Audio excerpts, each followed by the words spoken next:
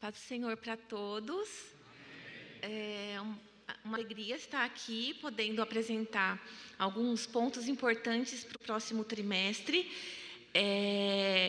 Eu ajudei meu pai na hora que estava escrevendo o livro. A revistinha não, a revista dele, mas o livro de apoio eu colaborei. Então, foi um processo interessante, ainda mais que é um livro difícil. E, às vezes, a gente se deparava... Ai, meu Deus, pai, apareceu um versículo esquisito aqui, o que eu faço com isso? Vamos. E assim a gente foi. A gente ia lendo, ajustando, e, graças a Deus, nós conseguimos.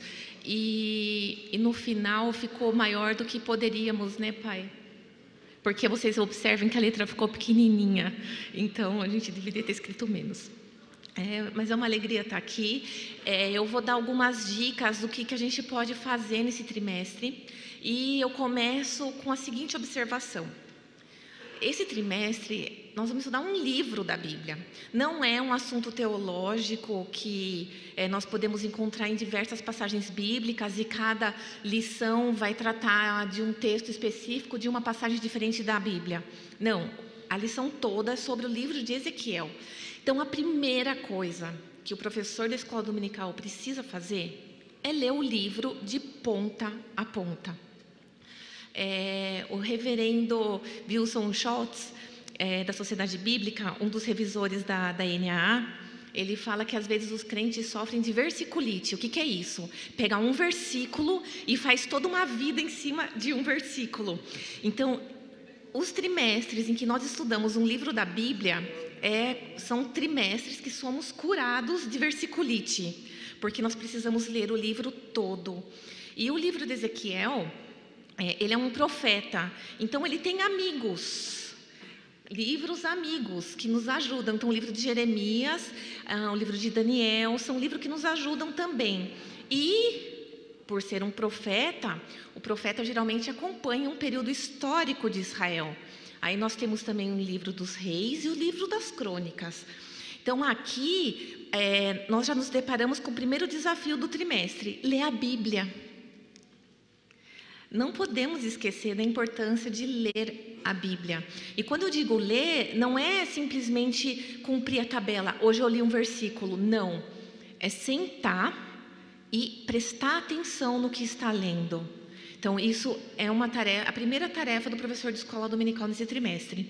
Ler o livro todo antes de começar o trimestre.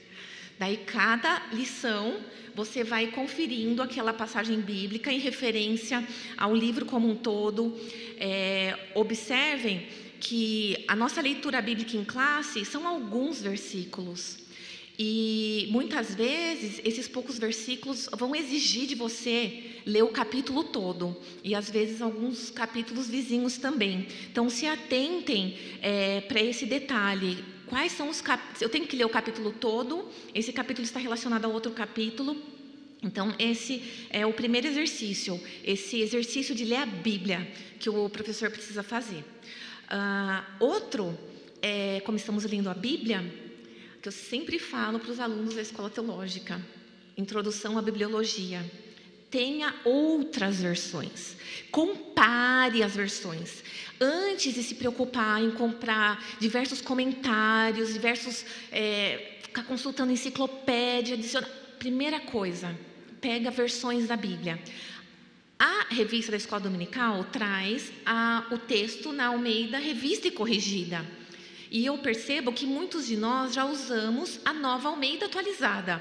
Então, aí você já tem duas versões. Olhe o que está aqui na lição, mas acompanhe na sua NAA. A NTLH, que é a nova tradução na linguagem de hoje, que vai trazer aquela linguagem mais do cotidiano, aquela linguagem que é mais familiar para a gente, pega, gente, aproveita. Na língua portuguesa, nós temos variedades de traduções, nós temos linguagens diferentes do português que nos ajudam muito. É a grande ferramenta que a gente tem, essas versões, e ir comparando. Então, façam isso, é a primeira dica que eu deixo para vocês. Joelzinho, já pode começar com os slides? Outra coisa que nós vamos observar nesse trimestre, no livro de Ezequiel... outra observação ainda sobre livros, que eu falei dos comentários. Quem já foi atrás de material de apoio deve ter percebido que não existem tantos livros em português que falam sobre o livro de Ezequiel. Por quê? Porque o profeta Ezequiel é quase que o profeta mais desprezado, vamos dizer assim. Porque é um livro muito simples. Não, porque é um livro muito difícil e não são tantos os trabalhos para estudar o livro de Ezequiel. Então, não tem tanto material assim como às vezes você vai ver em Isaías ou até mesmo Jeremias. Então, é um livro, o livro de Ezequiel é um livro com poucos comentários, e não só na língua portuguesa, também em outras línguas é um livro que é pouco comentado, porque é um livro difícil, é um livro, uma linguagem mais complexa, assim, muita visão, e nós já vamos ver o porquê, muitos símbolos, nós já vamos entrar nos detalhes. E outra coisa, que é um destaque do livro de Ezequiel, e que os comentários que escrevem comentam o livro de Ezequiel, é a atuação do Espírito Santo nesse livro, que para nós pentecostais é uma coisa que é um diferencial.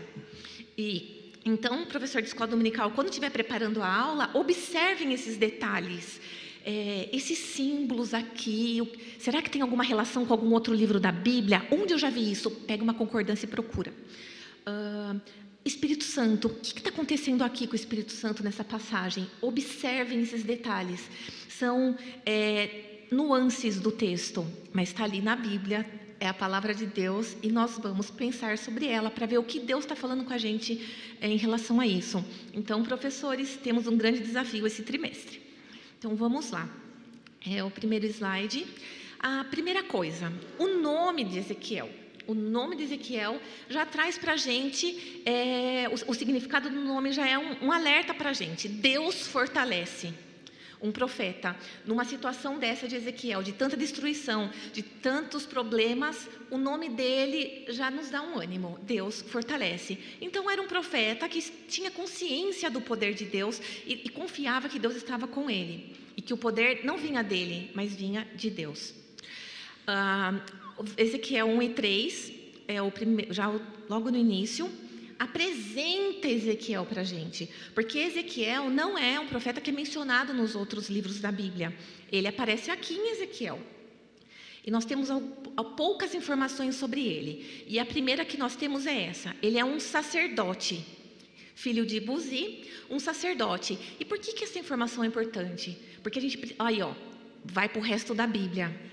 Lembra o sacerdote? E a gente viu, acho que foi na última terça-feira no culto de ensino, quando foi mencionada a questão dos filhos de Arão que entraram com fogo impuro, com fogo estranho e foram fulminados. Por quê? Porque para você ser um sacerdote, tem todo um ritual, tem toda uma consciência, uma purificação, tem toda essa coisa de você se separar, de ser santo. O sacerdote, ele vive isso plenamente. Ele tem muito consciência do papel dele, o que ele está fazendo, aqui no caso no templo, quando a gente vê o tabernáculo, que já inicia para a gente a importância de você seguir as ordens, de você seguir todos os estatutos e os preceitos que Deus coloca ali. Olha, sigam isso é importante, não desprezem essas. Então, todos esses detalhes. Ezequiel foi treinado para ser um sacerdote. Então, está no sangue dele, ele respira essa necessidade de você ser santo, de você se separar das impurezas, de você se separar do pecado. Então, isso é muito importante que você tenha em mente durante todo o trimestre. Nunca se esqueçam que Ezequiel é um sacerdote. E quando quando a gente aprende, na declaração de fé, que as escrituras são inspiradas por Deus por meio do Espírito Santo, e que usa os seus escritores no seu contexto, na personalidade dele, na situação dele. Então, pensem que o que nós temos aqui como inspiração, quando Ezequiel escreve, é um sacerdote. Então, para ele se atentar para a purificação e para a santidade, são pontos muito importantes. E não E é interessante que quando a gente pensa nesses pontos de santidade, de pureza, não é numa perspectiva ética, simplesmente de como eu vou agir e como eu vou viver.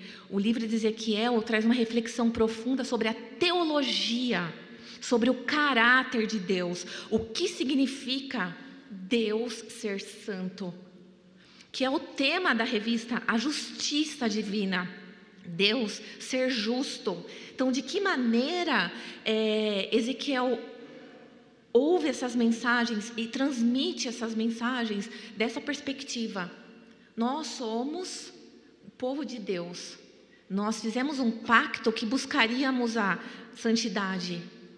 Deus é justo, Ele vai cobrar isso da gente. Como estamos vivendo? Então, essa perspectiva do sacerdote, ela acompanha todo o trimestre, porque é quem escreveu o livro, é a visão de um sacerdote, Ezequiel. Mas além de sacerdote, ele também é um profeta. E o livro começa assim: ele foi chamado para ser profeta.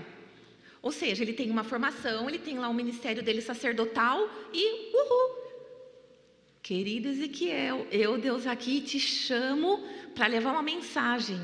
E essa mensagem tem um endereço, é a casa de Israel. Você tem essa responsabilidade de falar com o meu povo.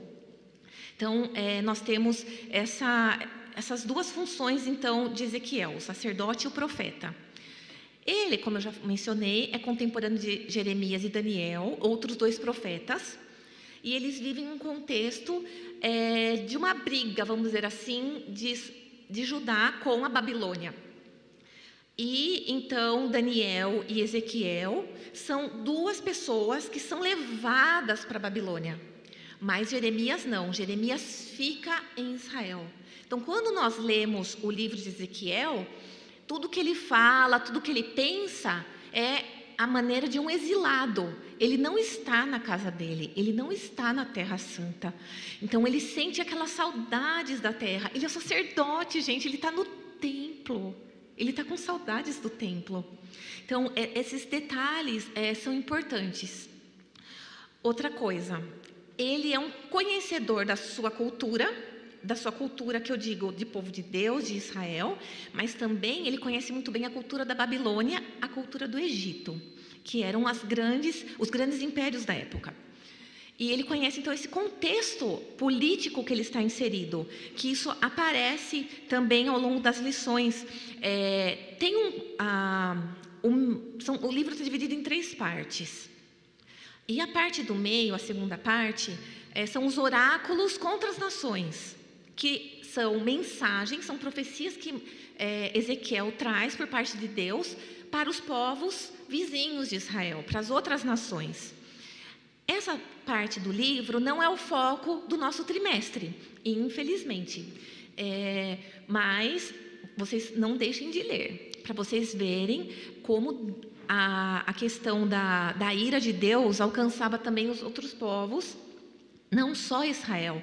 Isso já antecipa para a gente, já mostra para a gente a abrangência do Evangelho, que é para qualquer pessoa, e não só para Israel. Isso a gente já vê aqui na vida desse profeta.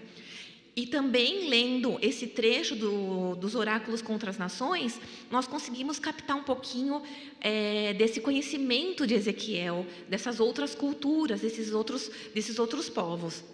Então, vale a pena vocês se dedicarem um pouquinho para isso. Joãozinho, próximo. Aqui, ai, que pena que cortou. São 3... Claro que eu vou trazer imagens para vocês olharem, né? Algumas obras de arte que retratam as histórias bíblicas. E aqui é o mesmo pintor. É um judeu, o nome dele é James Tissot. E ele já morreu, ele é do final do século XIX, começo do século XX. E aí tem Ezequiel, Jeremias e Daniel. Por que é interessante nós observarmos essas obras de arte? Porque quem está pintando está expressando a interpretação que tem do texto. Quem é esse profeta? E é o que nós, quando lemos a Bíblia, fazemos. Nós interpretamos a passagem bíblica. E o professor da escola dominical, qual é a ferramenta dele? É falar. Então você vai interpretar como você vê o texto, como você vê Ezequiel falando. Algumas pessoas expressam desenhando. E aqui nessas 3 figuras, observem Ezequiel assim. Por quê? É a primeira lição. Ele é o atalaia. eu observo, estou cuidando, estou vendo. Então, eu achei bem interessante essa figura aí do profeta. A segunda é de Jeremias. Já é um profeta, aquele que... até falei, pai, que palavra a gente usa para descrever Jeremias aí? Porque ele não é um destruidor, né? O profeta, ele não é um destruidor, ele está trazendo uma mensagem de destruição, porque aí ele vai jogar no chão e vai quebrar, entendeu, o vaso? Então, está esse retrato de Jeremias. Será aquele inconformado, aquele que tem as suas emoções abaladas, que chora bastante. Então, ele acaba representando isso nesse gesto, né? Eu vou lançar isso ao chão. E o último, Daniel. Observem o sábio, a roupinha dele. Observem que Ezequiel e Jeremias têm uma roupinha mais simples. Já Daniel tem uma roupa mais chique, né? Porque ele está lá na corte, um grande diplomata, diferente dos outros dois que não estão ali como num cargo, vamos dizer assim, político. Então, são pequenos detalhes, mas às vezes ajuda a gente, estimula a nossa mente para pensar como esses homens viviam, como eles eram. Próximo slide. Então, aqui nós temos Ezequiel 1:3, que traz uma pequena informação sobre o nosso profeta Ezequiel. A palavra do Senhor veio expressamente a Ezequiel, filho de Buzi, o sacerdote, na terra dos caldeus, junto ao rio Quebar. Ali a mão do Senhor esteve sobre ele. Ezequiel 1:3. Então aqui nós vemos quem é o nosso profeta. Ele também é um sacerdote e nos avisa que ele, como sacerdote, que ele foi chamado ao ministério profético. E estava na terra dos caldeus, que é uma outra maneira de dizer que ele estava na Babilônia.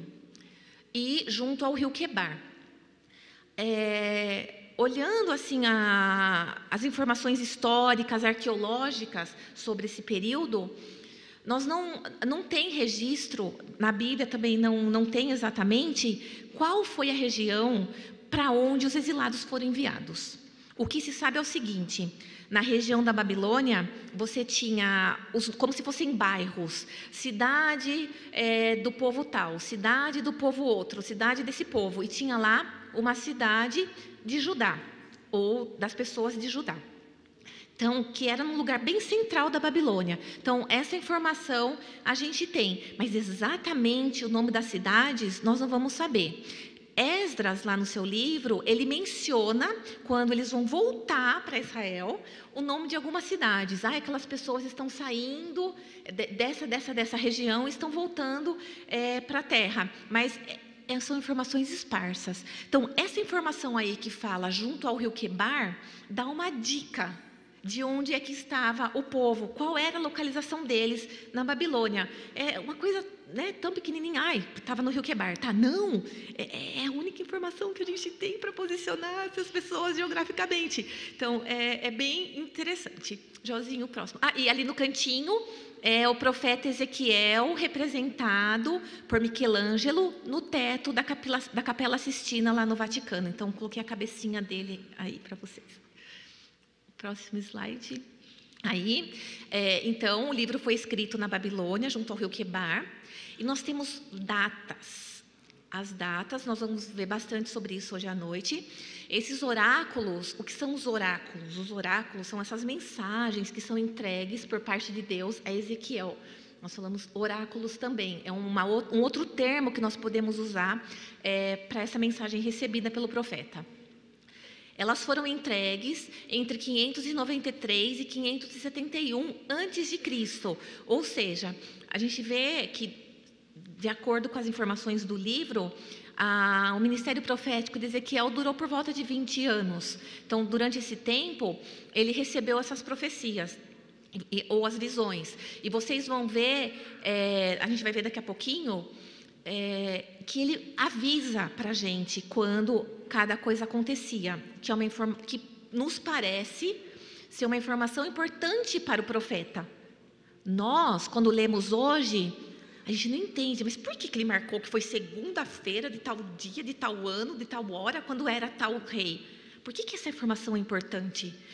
Hoje, para a gente consegue localizar no tempo, a gente tem informações, mas o porquê exatamente que ele quis escrever, a gente não vai saber exatamente. Então, como eu já mencionei também, o livro está dividido em 3 partes. São 48 capítulos e está dividido em 3 partes. E a primeira parte, que é a parte mais que da mensagem de juízo, de destruição, em que tem as visões, em que Ezequiel tem essas visões do que vai acontecer com Jerusalém, do que vai acontecer com o templo. Ele está na Babilônia. Ele não está em Jerusalém, mas ele vê todas as coisas ruins que estão acontecendo, a ira divina caindo sobre aquela terra. Ele vê isso. E então, quando a gente para pensar, né? Imagine o sacerdote que sabe que Deus está ali presente no templo, que Deus se manifesta ali no templo. Ele cuidava dos rituais e de repente ele está em outro lugar, sendo dominado por um outro povo, um povo pagão. E ele vê imaginem a tristeza de você estar longe daquele lugar que é sagrado para você. Nós vivemos recentemente uma situação que a gente pode comparar. A situação da pandemia, em que nós não podíamos vir para a igreja. As saudades que dava do culto.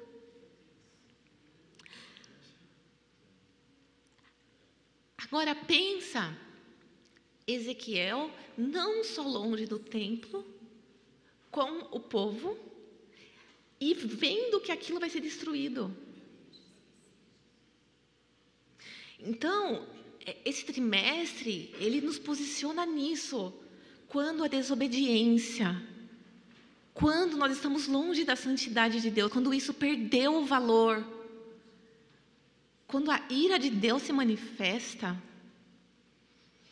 porque a Bíblia fala para a gente que Deus é misericordioso, Ele é compassivo e tardio em irar-se. A justiça de Deus, ela se revela. Então, quando nós vemos no título a preparação do povo de Deus para os últimos dias no livro de Ezequiel, nós aprendemos com isso. Como está a nossa santidade diante de Deus nesse momento? Porque o juízo, ele virá. Ele veio para Israel. Eles não acreditavam. Vocês vão ver ao longo do trimestre o porquê disso, como que isso se manifestava. Então, é um ensino para a gente pensar nessa santidade de Deus, no nosso compromisso com Ele e como nós estamos nos preparando para encontrar o Senhor. É uma reflexão muito forte para os nossos dias. E a linguagem e os gêneros literários que nós encontramos nos livros de Ezequiel. Eu acho que é um dos maiores desafios do livro, que às vezes é uma linguagem complicada para a gente entender. São muitos gêneros ali envolvidos e nós vamos apresentar alguns para ajudar a gente na leitura. O próximo slide, por favor. Aqui são algumas fotos para a gente ter ideia do que era a Babilônia. Essa daí é uma foto de uma maquete do templo da Babilônia, do principal templo. E o que acontece? Tá vendo que é tudo azul? Era assim mesmo, era azul.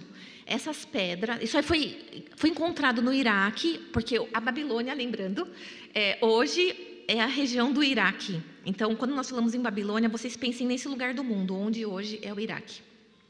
Então, eles encontraram essas pedras, tudo solto, assim, pedras soltas, esses tijolos. E eles recolheram, os arqueólogos recolheram, levaram para Berlim, na Alemanha, e ali eles montaram tijolinho por tijolinho. Então, o que está azul, o que está colorido ali na maquete, é o que eles remontaram no museu que a gente pode visitar. Então, quando você vê isso, pensa, o profeta Ezequiel, ele falava, olha, ali é o lugar do templo pagão. Ali, aquele prédio azul, é onde as abominações do povo babilônico, é ali, o centro. Então, era um lugar, uma coisa muito bonita. Vocês veem, tem outra foto que vai deixar mais claro. Pode mudar o slide, por favor? Olha aí. Eles reconstruíram, é bem bonito, é tudo colorido, é muito bem feito. Então, o povo de Israel saiu de um lugar santo e foi para um lugar que não era feio. Eles foram para um lugar que era bonito. Então, o próximo slide. Esse daí é o caminho que leva até o templo. É um caminho de procissão, né? Vamos dizer assim. Então, todas as carreatas, os caminhos, eles faziam por aí. Para vocês terem ideia, tinha 250 metros de comprimento e a largura variava de 20 a 25 metros de largura, que era onde eles faziam as procissões, por onde eles passavam. O próximo slide. Aí ficou pequenininho, mas é uma planta. Esse templo, ele está ali no cantinho. Me falta um... Isso. Aí, um pouquinho mais para a minha esquerda, para a sua... Isso aí mesmo. É nessa região que está, então, o templo, a porta de estar... na cidade da Babilônia. Vocês podem ver ali no cantinho também na minha esquerda tem o rio Eufrates, né? Mostra a direção por onde passaria o rio Eufrates. Então, era uma cidade bem planejadinha. Próximo slide, por favor. E esse pedaço de argila, esse tablete, vocês pensam que tablet é invenção do nossos, né? Não. Aí, um tablete. E o que tem nesse tablete? Por que ele é importante? É desse tamanho, ali, ó, 9 por 10. É um tablete. 9 por 10. E ele está em acádico, em cuneiforme. E ele é importante porque é uma lista de racionamento das cortes que estavam na Babilônia. Então, aí tem, por exemplo, o nome do rei Joaquim, e o quanto ele ia receber de trigo, de cevada. Então, essa é uma informação, é um registro histórico mostrando o rei de Judá ali na corte com Nabucodonosor. Também está no museu, que vocês podem ver. Está meio quebradinho, mas as informações que são importantes para a gente, tem muita informação importante aí no que sobrou que a gente consegue ler. Próximo slide, por favor. Então, aqui, o Salmo 137 e 1. Não só um, nós vamos ler o Salmo todo. Por que o Salmo 137? Lembrando o contexto em que está Ezequiel. Esse Salmo mostra como o povo que estava ali na Babilônia se sentia naquele momento. Às margens dos rios da Babilônia, nós nos assentávamos e chorávamos, lembrando-nos de Sião. Próximo slide, por favor. Nos salgueiros que lá havia, pendurávamos as nossas harpas, pois aqueles que nos levaram cativos nos pediam canções. E os nossos opressores queriam que fôssemos alegres, dizendo: cantem para nós um dos cânticos de Sião. Então, esse trecho aí desse salmo mostra, porque quando nós lemos o livro de Salmos, quando nós lemos os outros livros da Bíblia, a gente vê como o povo gosta de adorar a Deus e canta, e come, se reúne. Então, aí eles falam, eles estão querendo que a gente faça o que a gente faz na nossa terra, mas como é que a gente vai fazer isso? Próximo slide, por favor. Mas como poderíamos entoar um cântico ao Senhor em terra estranha? Se eu me esquecer de você, ó Jerusalém, que a minha mão direita se resseque. Próximo slide, por favor. Que a minha língua fique colada ao céu da boca, se eu não me lembrar de você. Se eu não preferir Jerusalém, a minha maior alegria. É um povo que está pensando, eu tinha Jerusalém, eu tinha o templo, e eu estou aqui, cativo, eu estou aqui em outra terra, e eu não posso glorificar Deus como eu gostava de glorificar. E a sequência desse salmo é muito difícil. Vamos ao próximo slide, por favor. Contra os filhos de Edom, lembra-te, Senhor. Os filhos de Edom, outros inimigos de Israel, não tem nada a ver com a Babilônia, mas aparece aqui, sabe, aquele sentimento de tristeza, tipo uma raiva que aparece, começou a brotar no meio do salmo.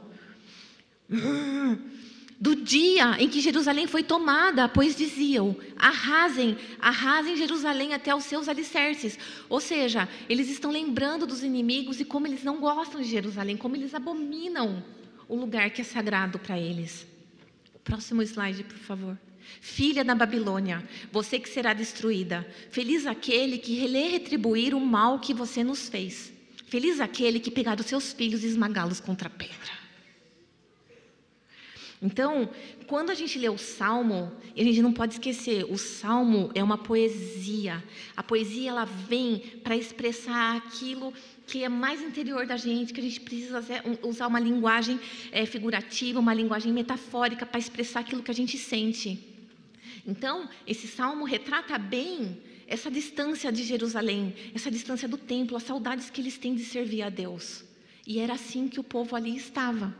E daí vem Ezequiel com essas visões, falando: Deus está cobrando de vocês a desobediência.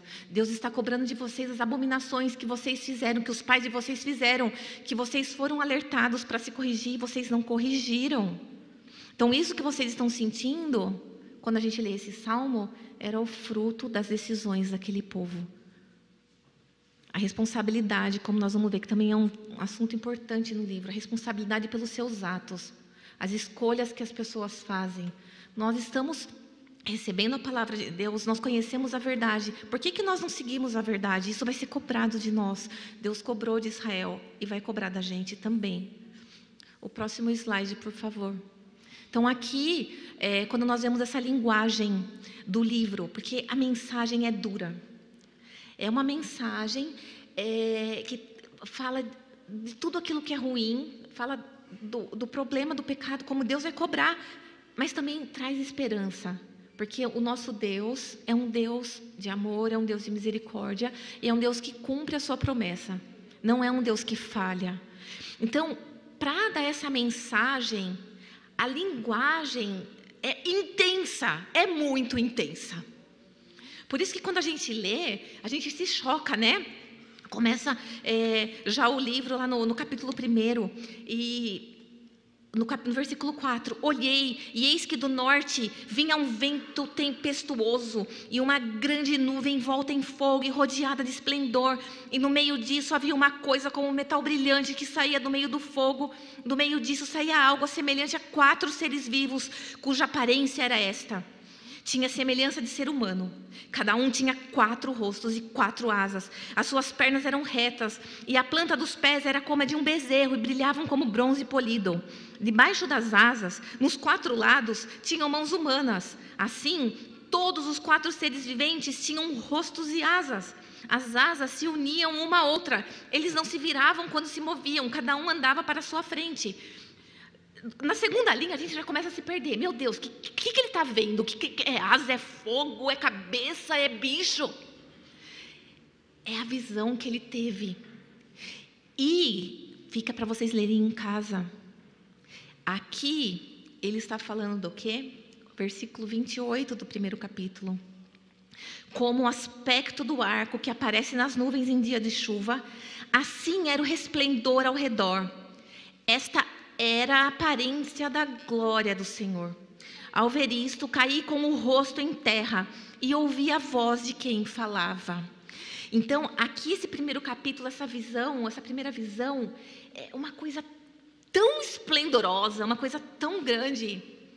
Era a glória de Deus que Ezequiel via. E essas são as palavras que ele teve para expressar o que ele estava vendo. Então, imagine como deve ter sido algo que a gente não consegue explicar direito. Então, a linguagem do livro de Ezequiel, muitas vezes, é isso. É alguma coisa tão fora do normal que o profeta vê, que a linguagem que ele usa para descrever aquilo que Deus está falando para ele, que Deus está mostrando, às vezes a gente também, ele estava lutando com aquilo. A gente sente. As palavras aqui não é só uma luta nossa. O profeta estava vivendo isso na pele. Então, a gente observa o uso de muitas metáforas. A metáfora, às vezes, é do pastor, às vezes é a carne, a panela, e o pão que ele vai preparar, que Deus dá receita. Tem até receita no livro de Ezequiel, gente, tem receita. Ele prepara um pão, claro que, né, tem uns estrumes ali no meio, que faz parte, mas tudo bem. Era uma receita.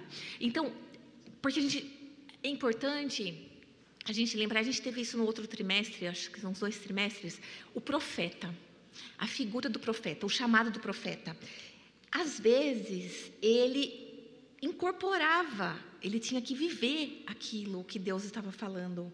As pessoas olhavam. Então, se a gente pensa lá naquela época, às vezes as pessoas olhavam o profeta, achavam o profeta meio tantã da cabeça. Por quê? Tem um que, olha, aquele lá está sem roupa andando para a rua, aquele lá raspou a cabeça, aquele lá, olha o pão que ele está fazendo.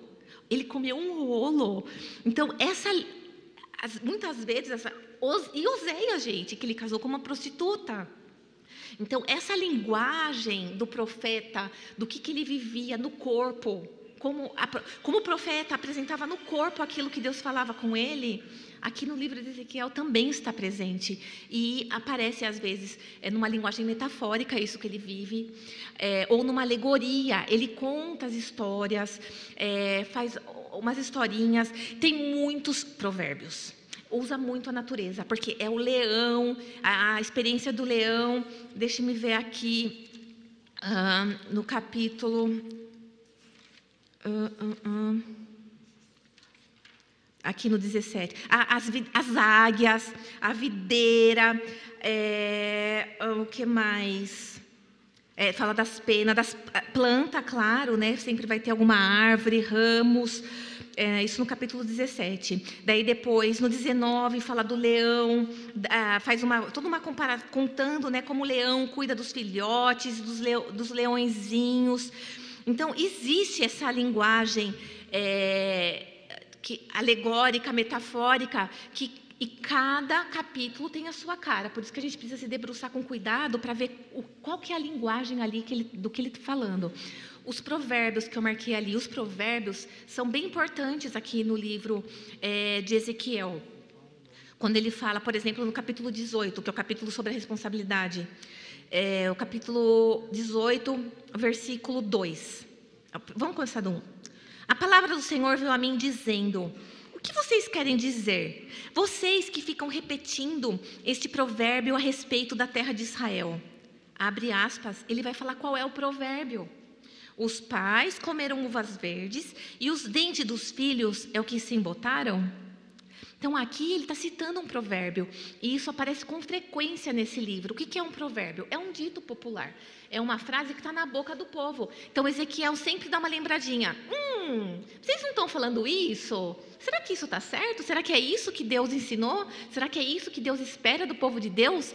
Essas palavras que estão saindo da boca de vocês? Então, esses são os provérbios que aparecem com frequência no livro de Ezequiel. Nós temos, embora seja um texto em prosa. O que é um texto em prosa? Que você começa no começo da linha, vai até o final da linha, depois continua na outra linha. A poesia, ela tem um outro formato. Ela é uma tripinha, ela é um retinho. Então, eu não sei qual é a sua versão da Bíblia. A minha faz a diferença. Não sei se vocês vão conseguir ver. Talvez pelo espaço. O capítulo 6 é uma prosa, vocês veem que está completinho, está vendo o bloco aqui de letras? Agora, o capítulo 7 é uma poesia, então é um risquinho só, é um outro formato. Então, quando nós lemos um texto em prosa, é diferente de quando a gente lê uma poesia.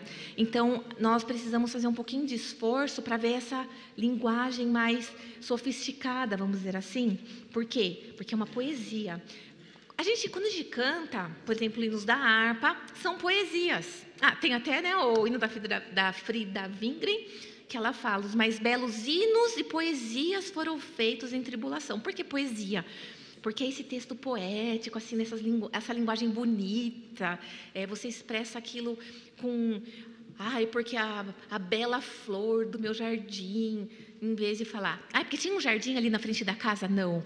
Quando acordei, olhei para aquelas plantas, olha que beleza, o sol batia e refletiam, alguns passarinhos cantavam, umas abelhinhas voavam ao redor para captar o pólen e fazer o mel, alguma coisa assim. Não é simplesmente, olha, eu moro numa casa, tem um jardim na frente, daí quando está ensolarado, dá para ver assim a natureza. Não é... A poesia se dá aquele tempo, aquele capricho, né, de escolher as palavras. Então, em algumas lições, por exemplo, a lição 2 é uma poesia. Então, quando você for preparar a aula, lembre-se, é uma poesia. Então, é uma linguagem que vai requerer um pouco das suas sensações, da sua emoção. na verdade, não é só a poesia que provoca essa emoção. Toda essa linguagem de Ezequiel, essas metáforas, essa linguagem figurada, essa linguagem simbólica, é justamente para causar o impacto. Num livro que traz essa mensagem de destruição, esse desagrado de Deus, mas também mostra o que vai acontecer depois que o castigo passar, que são dois assuntos muito fortes e muito importantes, precisa de uma linguagem ao nível da mensagem, né? Então, Ezequiel caprichou. A linguagem é bem caprichada. Então, se atentem para esses detalhes, que às vezes não dá para ser literal, às vezes ela é mais simbólica, então nós precisamos tomar esse cuidado ao observar qual é o capítulo com que estamos lidando. Os gêneros aqui em Ezequiel. Nós temos visão. Nós temos profecia, como eu falei, tem provérbio. Provérbio também é um gênero literário. Nós temos lamentação. O que é lamentação? Sabe quando você lê aqui na Bíblia? Ai daquele, ai. Gente, não é um simples ai que alguém inventou. É um gênero literário. É uma poesia em que você está lamentando uma situação, que aparece muito nos profetas. É uma linguagem geralmente usada em oração.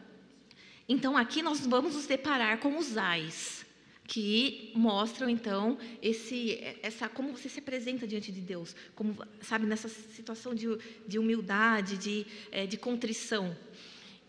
Apocalipse, não temos dúvida de que é um livro apocalíptico. Aparece essa mensagem sobre o futuro, sobre os últimos dias, o que vai acontecer depois, o mundo vindouro. Essa é uma linguagem apocalíptica. E aqui Ezequiel é bem parecido com Daniel, que também tem essa mensagem apocalíptica. E que faz paralelo com o Novo Testamento, que é Apocalipse. Uma coisa que eu esqueci de falar que é importante. Embora nós estamos falando do Antigo Testamento, que seja um livro inteiro do Antigo Testamento, nós não lemos sem ter em mente a mensagem do Novo Testamento. A vinda de Jesus, a revelação de Deus em Cristo na encarnação, o seu sofrimento, a sua morte, a sua ressurreição, a sua volta, isso tudo conta quando a gente lê qualquer outro livro da Bíblia. A gente então lê Ezequiel, tendo em mente todas aquelas outras mensagens que nós já aprendemos. Não vamos esquecer essas mensagens. Então essa mensagem apocalíptica. Nós temos também um pouco de história. História por quê? Porque primeiro tem essas datas, né? Essas datas que Ezequiel insiste em apresentar para a gente. Em tal dia, do tal rei, aconteceu tal coisa, eu tive uma visão, porque o Espírito me levou para outro lugar e tal, me entregou a mensagem. É um fato histórico, tem ali uma situação, não é uma história inventada, não é alguém que imaginou alguma coisa e simplesmente escreveu, é um fato. Também a destruição de Jerusalém é um fato histórico, é um registro que você tem, isso também aparece aqui. Então nós também temos informações históricas no meio do livro. E nós temos também uma mini biografia, vamos dizer assim, de quem? Do próprio Ezequiel. Lá nós vimos a família dele. E tem outro fato que aparece no livro, que não está no trimestre, mas que é uma informação importante sobre a vida de Ezequiel, é a morte da mulher dele. E essa morte, eu li em alguns comentários, ela podia mostrar assim, porque quando você lê, ele faz um luto, mas não podia chorar. Deus falou para ele, você não chora, você não faz o luto pela morte da sua mulher. Que difícil.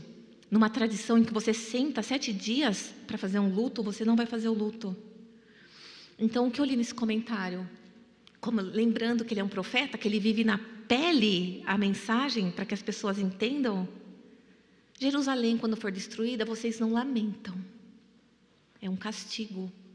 Olhem como foi a vida de Ezequiel. A vida dele era um exemplo para o que aquele povo, como eles iam tratar a destruição, de como Deus estava fazendo. Então isso também ensina para a gente. Às vezes alguma coisa ruim acontece, que Deus permite que isso aconteça na nossa vida. Como é que a gente lida com isso? Às vezes Deus não quer que a gente lamente, que a gente expresse, né, faça às vezes Deus quer tratar internamente com essa situação, porque é alguma coisa que Deus está lidando ali. Então, são alguns pontos, né, que a gente percebe pela mini biografia de Ezequiel que aparece aqui no livro. Depois nós temos as fórmulas. Minha Bíblia está toda pintada. Eu vi uma fórmula, eu pintava. Então, aquele lá é vermelho, aquele ali é laranja, aquele ali é verde. Eu tenho até o código para cada um. Assim diz o Senhor, é a fórmula do profeta, da autoridade do que ele está recebendo. Ele recebeu a mensagem de Deus, ele não inventou.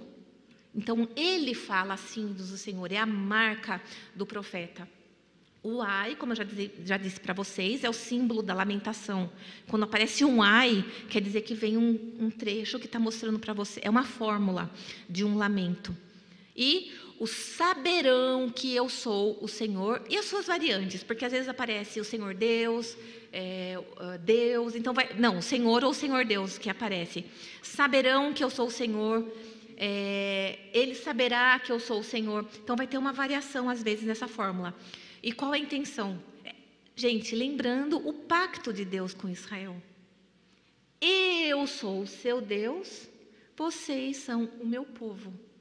Então, isso, saberão que eu, o Senhor, é relembrando, lembra o pacto que nós fizemos?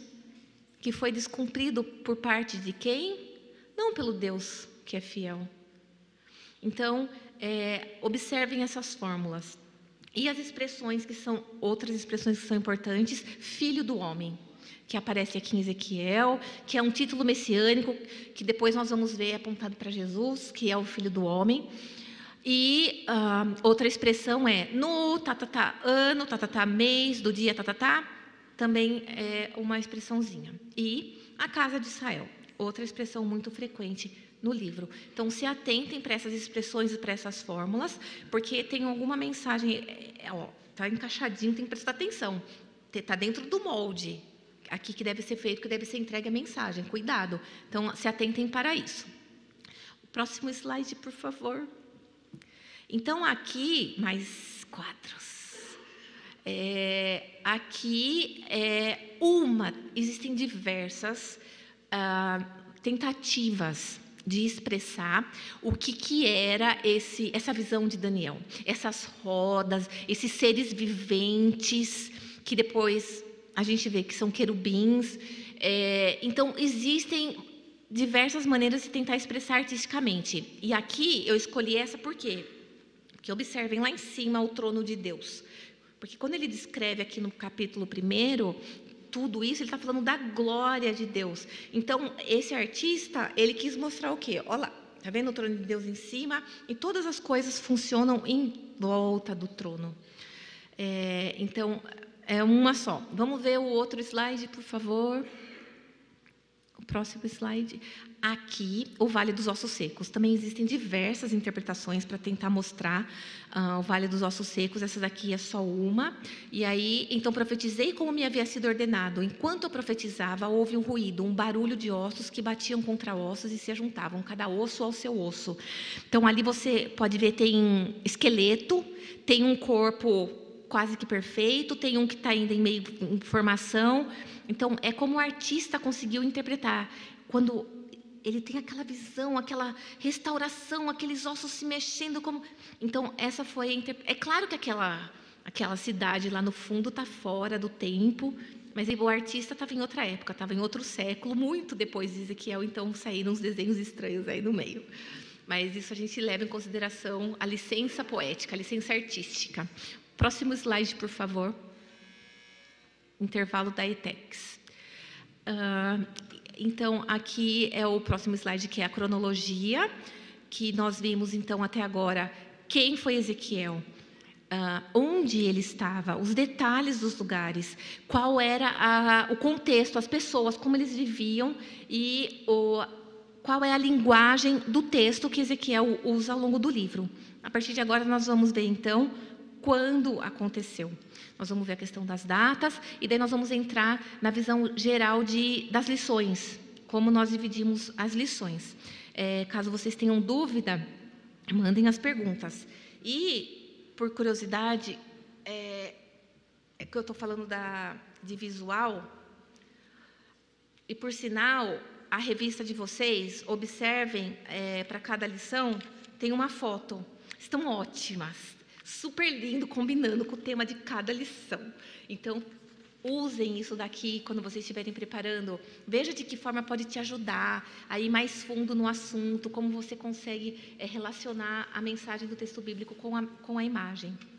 Eu trouxe aqui duas sugestões, na verdade, que podem te ajudar como material de apoio. Que todo professor de escola dominical deveria ter em casa, que é um material que dá uma visão geral sobre cada livro da Bíblia. Então, o livro de Ezequiel aqui está bem apresentado no seu ponto geral, o objetivo geral. Aqui tem propostas de atividades que você pode desenvolver na classe, dinâmicas que você pode fazer. Então, essa Bíblia de estudo, ela é bem rica para ajudar a gente com isso. E a questão visual, pode parecer estranho para alguns, essa Bíblia aqui, da Sociedade Bíblica, que é um lançamento, é a primeira Bíblia em quadrinhos, que é a Bíblia completa, não são só trechos da Bíblia, isso que são todas as histórias, vamos dizer assim. E a passagem de Ezequiel, vai cair aqui, vou abrir essa, tem em 3 volumes, ou a visão resumida. Essa daqui é o volume único, que tem a visão resumida, e tem o livro de Ezequiel todo aqui representado. Eu não coloquei na tela por questões de direito, então, quem quiser ver, vem aqui pertinho que eu mostro depois, na hora do intervalo, no final do culto. Então, são outras maneiras de você ver o que ele está falando das visões de Ezequiel. Olha isso, olha o trono de Deus aqui, os seres viventes, um monte de fogo, é uma asa fogo, é um negócio bem interessante. Então, a nossa cabeça faz quando a gente olha assim, porque olha como essa pessoa conseguiu juntar essas informações. Daí você pensa, eu acho que eu não gosto muito dessa cara, eu colocaria uma carinha aqui. Então, você também usa a sua criatividade e viaja no texto bíblico. Então, quem quiser ver, estão comigo aqui os livros. Passei 3 minutos, desculpa.